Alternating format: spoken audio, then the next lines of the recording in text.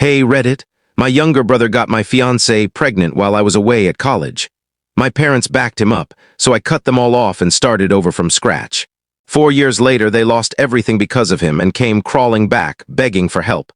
I didn't budge. My family always had a favorite, and it wasn't me. My brother betrayed me in the worst way, and my parents stood by him. I walked away for good. I thought that was the end of it, but life had other plans. Let me take you back to the start. Growing up, I always felt like the side character in my own home. I'm Leo, the older brother. Good grades, kept to myself, never caused trouble.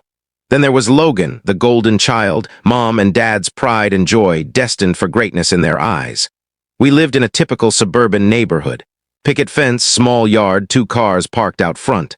From the outside, we were the perfect family. Inside, a completely different story. Let me paint you a picture. When I turned 16, my parents got me a beat-up bike from a garage sale. $50, rusty frame, wobbly handlebars. Dad handed it over with a lecture about taking care of it, like it was some prized possession.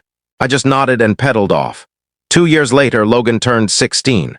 They threw him a party with balloons, a cake that said "Happy 16th, Logan," in green icing, and handed him the keys to a shiny new Ford Focus.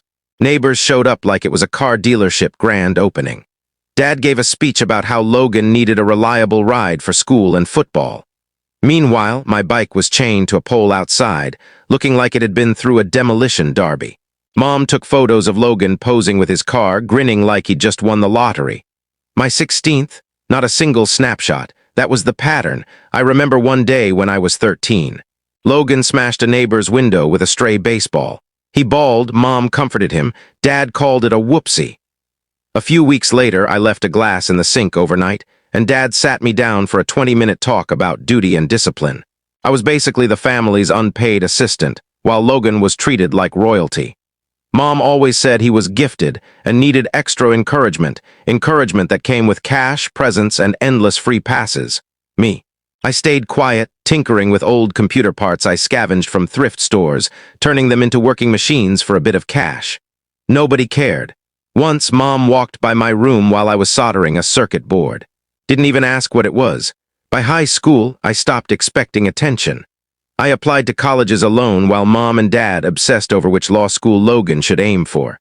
The kid couldn't even pass algebra, but sure, future lawyer. Family dinners were all about Logan's football games or his latest girlfriend.